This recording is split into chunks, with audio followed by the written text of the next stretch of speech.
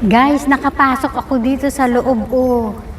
Dito kasi yung mga pangmayayaman lang to. Pero ewan ko bakit bukas ngayon. Siguro gusto lang talaga nila ako makapasok ngayon, oh. 'Di ba? Ayan, oh, dati doon kasi yun, oh, may harang doon. Pero ngayon, dahil nga kasi summer, siguro dahil kaya nila binuksan.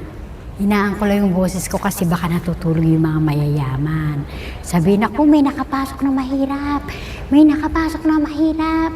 Nagbibideo. Ah, diba ang ganda? Oo. Oh, ayun ang mga barko sa likod ko. Ang ganda. Ang ganda talaga. Makakaalis ng stress. Diba? Oh. Kasi nandun ako sa bahay, 4 na sulok ng kwarto lang nakikita ko. At saka pag lagi ako nasa internet, sumasakit yung ulo ko. At least dito nalilibang ako, di ba? Ganda, oh.